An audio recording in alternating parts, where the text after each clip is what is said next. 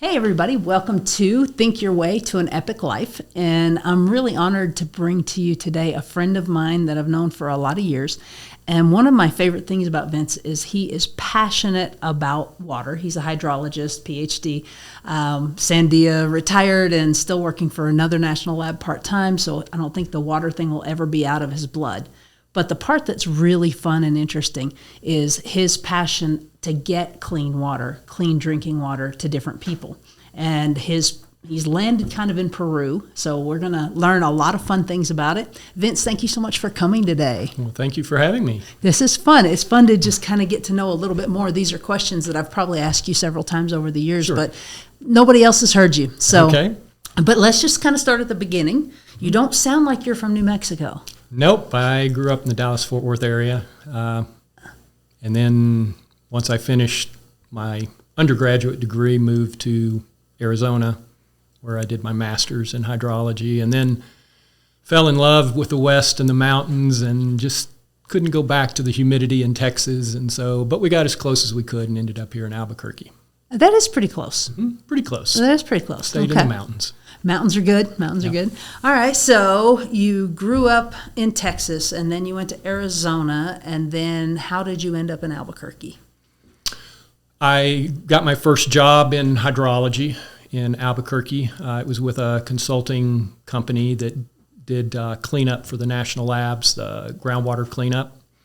And I did that for a couple of years, and just it was a good deal, but wasn't really what I was looking for. And so I was able to get on with Sandia, and then my real interest was getting my PhD, which then I was able to work out a deal with them, with Sandia, and was able to work part-time and go to school part-time down at New Mexico Tech, where I got my PhD in hydrology. Nice. How nice to be able to really focus. It was, yep. Yeah, that is awesome. Okay. So what did you getting your PhD do for Sandia? Well, I worked for 32 years in water-related issues. Started with work with the WIP and Yucca Mountain projects, so the low-level and high-level radioactive waste management disposal sites, one in Nevada, the other there in Carlsbad area. And so was looking at just trying to better understand the physics that govern flow through fractured rock. And so we use that understanding to model and predict how long it would take for waste, if it for some reason were to get out of its canister, to move to the accessible environment. So we were doing experiments to try to understand how water moves through those kinds of rocks, which nobody's really up until that time was that interested in, because there's not any water there. So or oil or gas, which would be, kind of a similar type of process. So we were looking at trying to understand those processes better, put them in tools that people could use then to predict how long waste would stay where it belongs. Wow. The things that the rest of us just walk around and don't have a clue about, that you guys are behind the scenes watching our backs. It's awesome. We're trying to. We appreciate that very much. And you just don't think about those. So for you, what did you think about doing that? Were you enjoying your job at the time? Oh, yeah. Yeah, no, I mean, it was always great people at Sandia to work with. And, in the science community, you work with a large network of people at other institutions and universities, working with students. So that always made it fun. And, I mean, these were critical issues to understand. And, they were cutting-edge problems that, so yeah, it was a lot of fun. But, like with any career, my career evolved. I've done other things beyond that. We've done work did a lot of work here in New Mexico trying to connect stakeholders more to water planning exercises. So trying to figure out how do we better manage our water here in the Albuquerque area or down the Rio Grande. And so helping to develop tools that allow people like you and, you and others that are, have an interest but, are not hydrologists, to be able to connect them to that planning process and to have a voice in the process. So I did that for about 10 years. And then the last 10 years have worked more with the water for energy production. So our oil and gas, our electricity generation, our hydropower, all those require a lot of water. And so understanding how safe, how secure our water supplies are, particularly with changing climate, increasing demands for water as our populations grow, as our economies grow. So all of these are putting stress on our water, and is there going to be water there for our energy supply? And the way we generate energy is changing rapidly, and how we use water to generate electricity and produce oil and gas are changing rapidly. So trying to work all that out and try to understand where the potential pitfalls are and the dangers are to our energy supply due to water. Very fascinating. Yeah. So of all the things that you've studied, and maybe you can't say because this is very public, but of all the things that you've studied and had the ahas with, what was one that just really kind of blew your mind that with everything you've studied? There's so many, huh? Well, I think what I've appreciated more and more is just how connected water is to everything. And that also how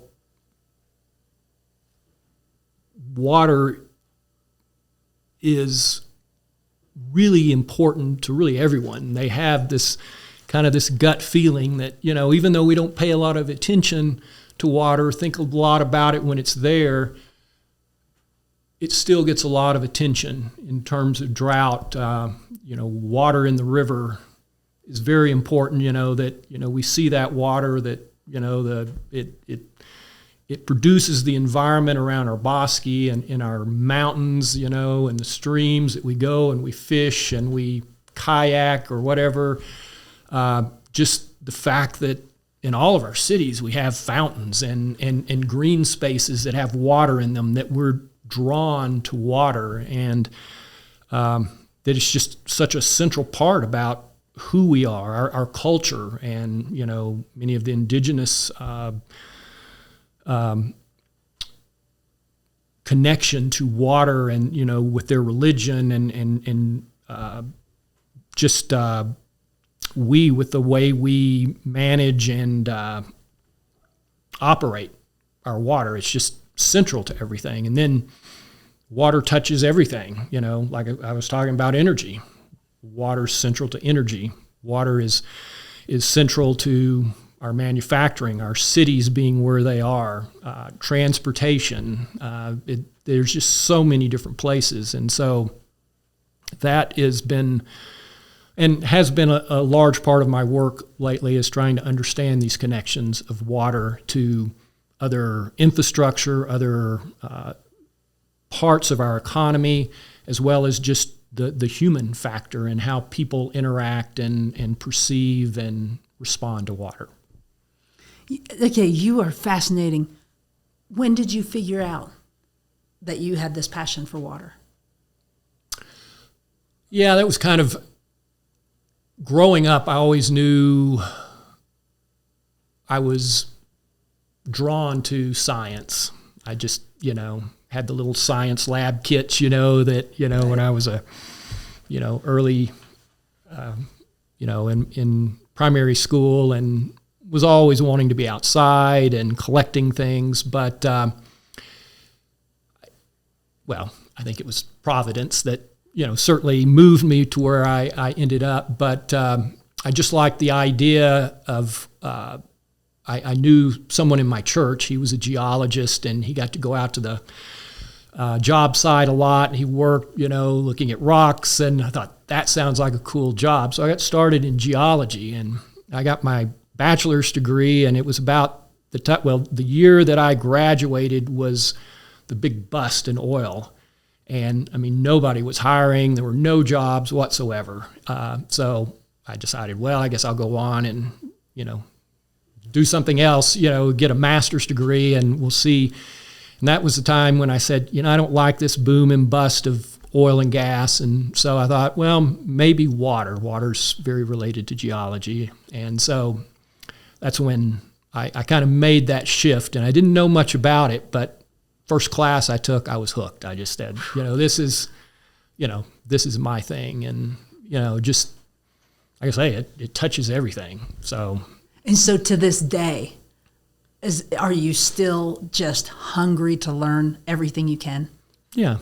Yeah, water is just, if you just sit and look at a glass of water, this clear liquid, it's just amazing what it does. Its properties, everything about it is so amazing. And again, how central it is to life and our earth, everything. It's just, water is, it's part of everything. So yeah, I just get excited about it.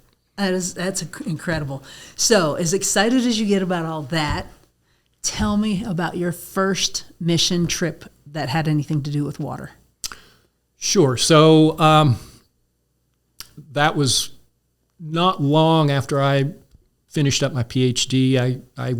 When I was finishing up my work, I just realized that, God had really blessed me with a fantastic education, and realized there were so many people all around the world that lack access to water. Even today, over 800 million people lack access. Day-to-day safe water to drink. And so, there are still billions of others who are on pretty sketchy systems that, are not secure. So that's something we need to do something about. And there's huge amounts of work being done in those areas, but it's a huge problem. And sanitation's, hand in glove with water, right? So it was that kind of realization that I felt like I needed to try to do something. It took me a little while, started searching, because there are many different groups out there that do water development work. But I wanted one where I could engage, actually go and put boots on the ground. And so I came across Living Water, which was a Christian-based organization based out of the Houston area. And it was kind of, Providence, very much so.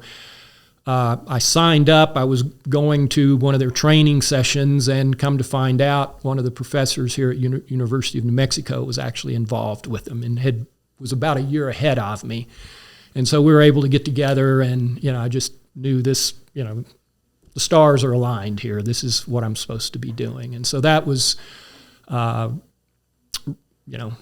confirming, let's say. And so went through some training, and then the first trip was to Benin, Africa.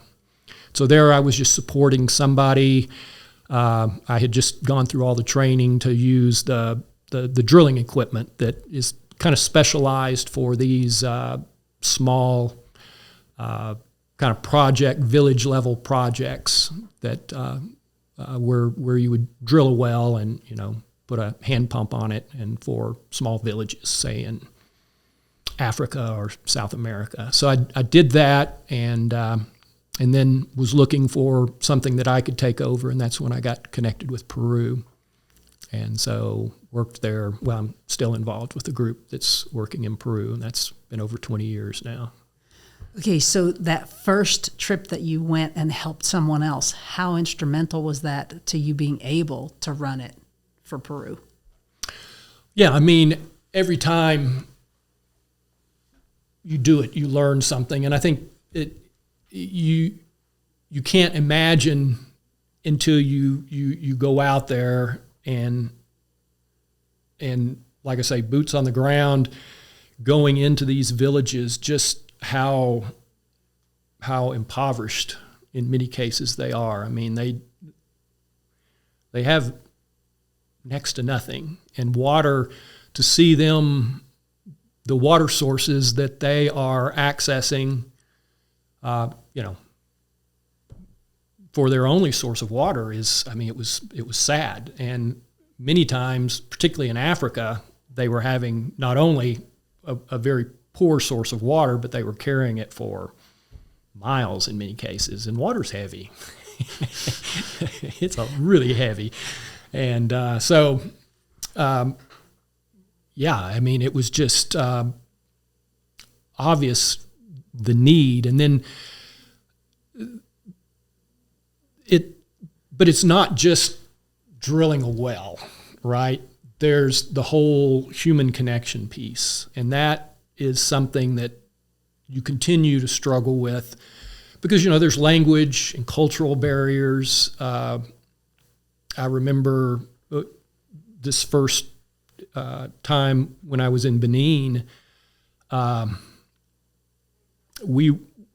were numerous issues with the community and trying to figure out, because we could only afford to drill one well and where we place that, and the community was kind of spread out. And so there was this, do we build it near the chief's house where, or do we, put it more central to the folks? And, we also had to consider where topographically, where it made most sense, for our drilling and success of getting water. So, it almost, and that's not, we've had that happen many times where these kinds of decisions will almost derail the process to where they say, okay, well then we just won't have you drill a well because we can't agree, we're that, and we're going, dude, yeah. So it's learning some of those things. And the other piece is you never just go in and do everything for them. It's kind of when helping hurts. You want to make sure they feel they have ownership. And so in any case where we have done work, we invite them, or as part of the contract, if you will, is they put some skin in the game. And that, at a minimum, is they are helping us. And they are there. They provide labor the whole time, and they're working hard. And so just communicating and interacting, and it's just different every time. And so that's kind of, something that you learn with, that you go along with. So yeah, there's a lot of those kinds of things that are real eye-opening and important. Oh, very. So you thought you were a hydrologist, but you ended up being a politician. In a sense, yeah. You have all of those, like I say, water kind of touches everything and touches a lot of our kind of real emotions, right? Right. And people fight fervently over water. And so, and we've seen that certainly firsthand. Oh my gosh. Okay, so the fact that they have to have some skin in the game is very much like Habitat for Humanity. Yeah, most. And can you explain why that's so important? Because, I think we're all kind of the same. When someone just gives us something, it doesn't carry the same value as if I had to work for it. And that's it, and to be honest, being back in the jungle like I have in Peru and in Africa, we're not the only one selling something out there in a sense. And I don't mean it that way, but if you put yourself in their shoes, there are missionaries and aid organizations and others kind of coming through all the time, offering them things in a sense, right? And so sometimes it becomes a bit of a game of, who's going to give us, and it's just kind of the nature of the beast. You wouldn't expect that, but it is. And so it's very important that first, before you do anything, you begin to work a relationship, right, with these communities.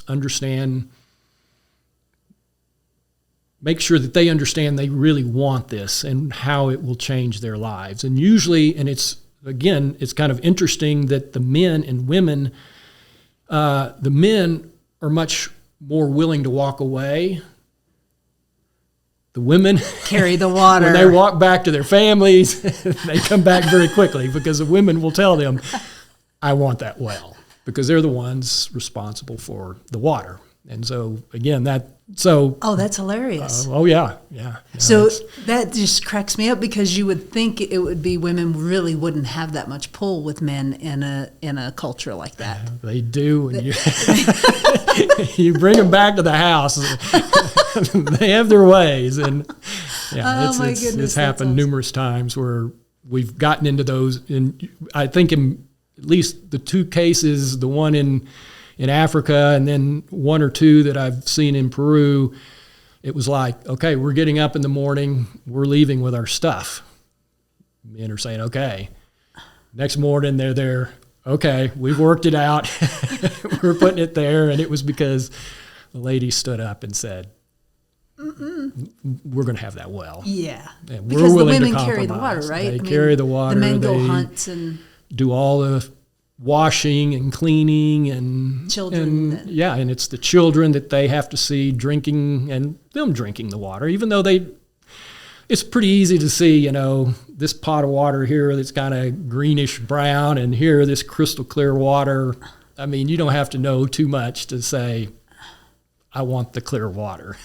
And so, oh my gosh, it's, oh my gosh, how rewarding. So can you give me a couple snippets of once that water's running, and the chief probably gets the first glass, right? Is that how that works? I'm just assuming. No, usually it's the little kids, because I mean it's kind of interesting that it's kind of a show, at least for the first several hours, that and this was kind of one of the other things I learned very soon.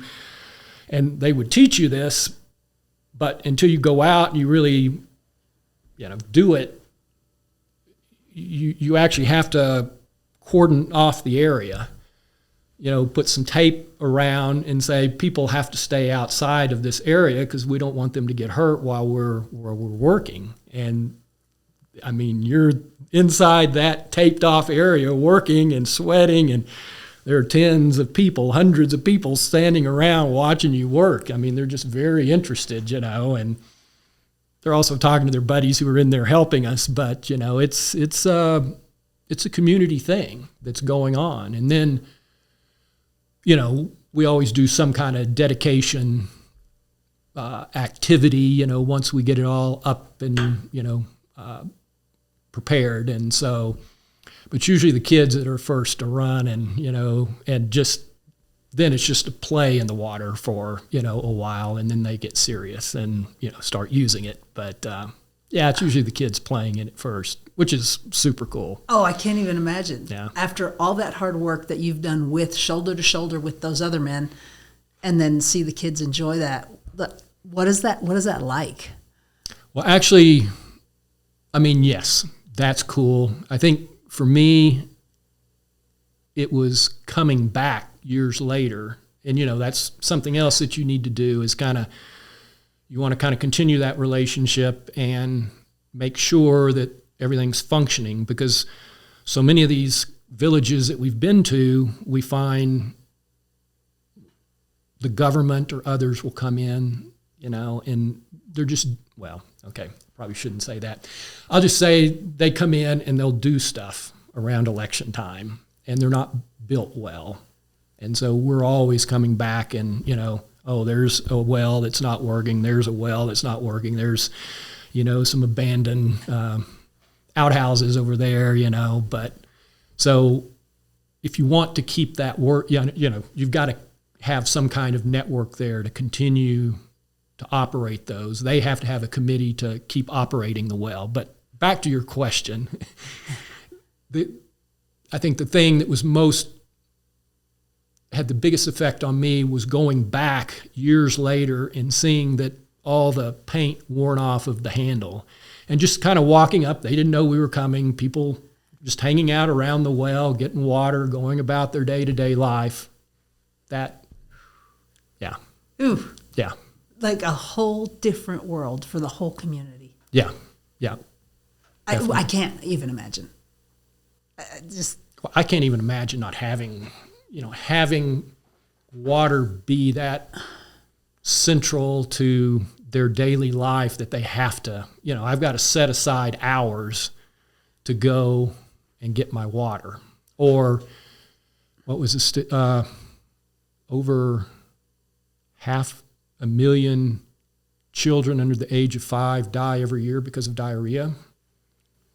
And that's largely waterborne disease. So 500,000 kids every year die, preventable. Totally preventable. So the communities that we worked with in Peru, at least this is what they told me, that they don't even name their child for the first year because, kind of waiting to see who makes it, who doesn't. It's just, it's hard. And I mean, it's not just water. There's all kinds of other hazards there, but they're not going anywhere until they get the water issue settled. So. Oh my gosh. Okay. So how many trips? Do you know how many trips you've taken? Probably 20 or 30. It was usually at least every year, sometimes a couple times a year. So 20 or 30 trips. And when you put in one well, how many people does that impact? Usually between 50 and 100. But, and again, this is another important part is that I'm just kind of the trainer and the consultant. I helped them get the equipment. I helped train them up. I would go back and help them when they ran into unusual issues, a problem site or whatever.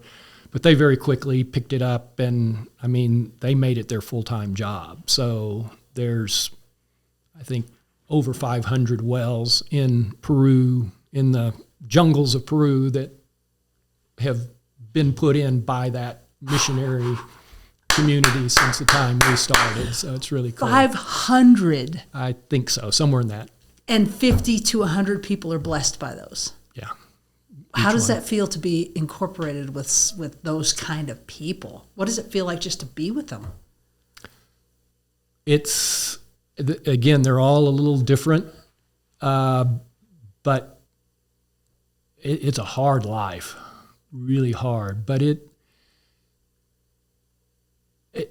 was interesting. Probably the first 10 years that I worked with these communities, I was never told thank you, which is their culture. They don't apparently have words for thank you. That's just not the way they do things. I mean, they were appreciative in giving us a place to stay, and, they were obviously very happy about it, but it wasn't the kind of, celebration that you might expect, right? Which was fine. They showed it kind of in other more austere ways, right? But it was kind of funny that there was a shift, and we started working with some other communities. And the very first time I went down, was the first time I took Penny and my 2 sons with me, and they were different. And I mean, they met us when we showed up. I mean, they were waiting on us, and they guided us to the village, and they had a big celebration that we were there. And I was going, what is going on here? And they gave us gifts that they had made themselves. And I'm going, this is just totally different. And then huge celebration after we, had. So you took your family with you? Yeah. That sounds like it might have been a little dangerous. Well, yeah, I mean, there's always a little danger down there, but, we felt they needed to see that firsthand, and Penny definitely wanted to see it firsthand. We had been into Mexico a few times, so they'd seen a little bit of that kind of poverty, but it was, it was a cool experience, though. We waited until the kids had grown up, kind of junior high school age. And so what was particularly interesting about the Peru case is that, there's no highways back we were working in the jungle, so on the other side of the Andes in the Amazon basin, right? So there's no highways going through out there. The only way to get around is by river or by airplane, pontoon plane. And so to get there, we flew to Pucallpa, which is, a city there in the jungle. And then from there, we got on a pontoon plane and flew that you feel like you're a real explorer then, flying, in and out of on the rivers. That's an experience. That was fun. That was cool. And then moving around by canoe on these rivers, and the forest, the jungle there is just like, unless you've ever experienced it, the trees are just huge. But the poverty, it's tough. Mosquitoes, the bugs are just otherworldly, and that was hard. We all struggled with that, even me. I was kind of used to it, but it's tough. And the heat is oppressive. We'd usually stay in their school building. They'd cut school for a little while we were there, and so we'd stay in their school building, which was just a rock, a cinder block, building. And so, but we would work hard. And I guess like one of my favorite memories was actually after we had worked for the day, we got out with the kids and the native kids, and we played soccer. And just, you don't have to communicate. We just had fun and played. And that was a super great experience. But coming home, Austin did get sick, and probably as sick as he had ever gotten, trying to fly home. It was just, it was hard, but, it's just part of it. But it was, I think, certainly an experience none of us will forget. Wow. So do you feel like even with Austin being that sick, that he would say it was worth it? I would do it again. Yeah, I think so. Wow. Yeah. So who do you want to pass this on to? Who do you want? Who's the perfect person that could be listening that just doesn't have a clue what they want to do? They're junior high school. They don't have a clue what they want to do. But what you're saying is super exciting to them, and they're going, "Oh my gosh, that's it! It might be the thing." Yeah. What do they do? Where do they start? I'm at this day and time. If you have a passion for kind of reaching out to the less fortunate, say, the developing world, you can do it almost in any. You don't have to be a hydrologist. It's like Engineers Without Borders, Doctors Without Borders. There are groups that, if you're an entrepreneur in developing technology, there are groups that go in and help startup companies. There are CEOs of company groups that do this kind of thing for just helping to teach, people in third world countries just how to manage companies. And almost anything you can imagine, there are these opportunities out there. And I think it never occurred to me when I was growing up, even in kind of my early college years, I'm at kind of missions, I don't know what it was that clicked. I guess understanding just how many were lacking water, but there are just so many needs, so many opportunities. I just encourage really everybody to give it some thought and how they can give back. And you don't even have to go. You can give, pray. There's all kinds of other avenues for helping, but I just say start thinking about it, and there's all kinds of opportunities out there, whatever your thing is. So how do they give to the organization that you're tied to with the Peru? When you said 500 wells have been put in, or somebody goes back and checks on them, 500 communities are just, their lives are completely different. How does where do they give money to, or how do they find out more? livingwater.org, and they have a Peru. They continue to support as well the Jorge Alvarez, who is the missionary that is doing the work on the ground there. And so he's got another 30-something wells he's putting in this year. So, so you could definitely contribute there. And what language do they speak in Peru? Well, Spanish in general, but there's hundreds of different Indian communities, and they all have their own dialect. So usually we communicate through Spanish, but sometimes we have to have someone that can go the next step and translate between Spanish and their indigenous language. Peruvian? No, like Achuar or what are some of the other one? Kandoshi. There's hundreds of them. Gosh, okay. And they're all a little different. So did your family ever go back with you, or was that a one-time thing? We haven't. Actually, there was a big change right about that time. Actually, the missionary that we worked primarily with, he was an American. He was also doing some work on a motocross ministry and was bringing a lot of people to Christ through that. He was out riding his motorcycle. He was a huge man, and he broke his neck and died just out of the blue. And so his wife stayed, and that's when Jorge, who was a national, Peruvian national, he had been working with Tommy for years, and he took it over. And so it was a cool transition that she stayed and he continued in that footstep, and I still continue to work with him. But so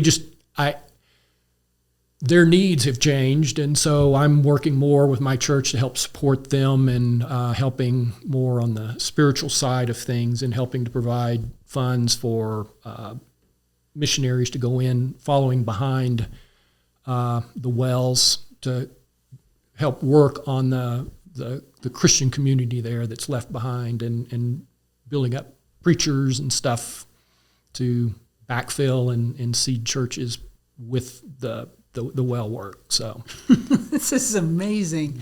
Wow. So overall, how do you feel about your contribution? That I know who you are, so that didn't even come out. They shouldn't have even said that.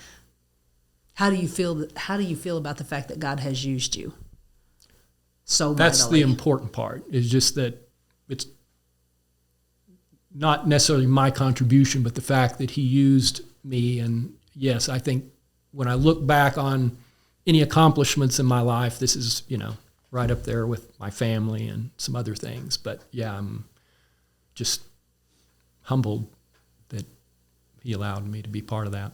Allowed you to see it, to get your hands dirty, to get in there and help people not make a stupid mistake and not say, no, take it away because you're not going to put it where I want it. All of it, all the skills that you had to develop to get to there. So what's next for you?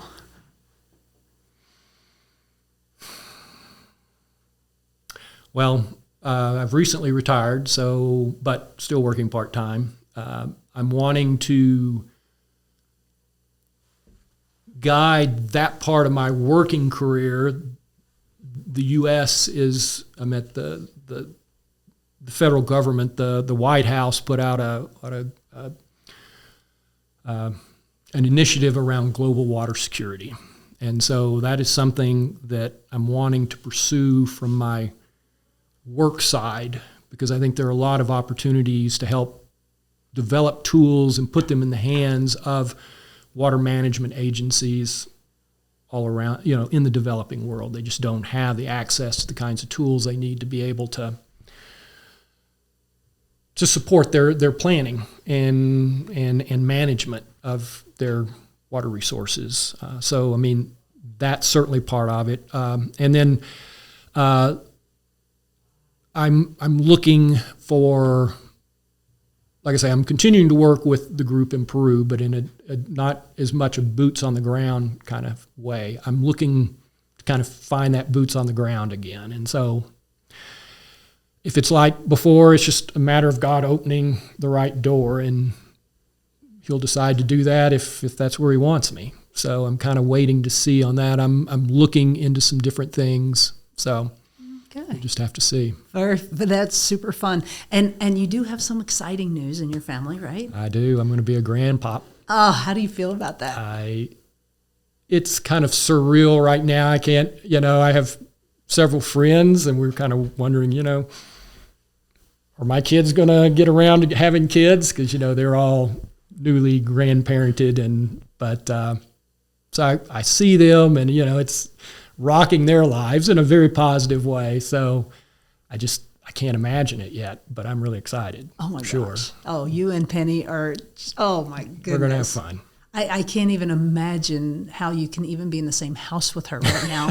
I mean, she has got to be bouncing off the walls. She's very excited. Oh, my goodness. Well, Vince, thank you so much for everything you've done for so many people. Whether you want to take credit or not, you had a choice and to say yes or to say no. Sure. And so thank you for saying yes. Thank you for running into the storm and helping so many people, and all that you do in your wonderful family. Yeah, well, I'm not sure who was blessed more, me or them. So. Oh, I bet. Yeah, I can't even imagine. I wish we had hours. Yeah. To just hear the stories of the people but we have to get on with life and go out there and help somebody else. Okay. Thank you. I appreciate it. Thank you. I enjoyed it.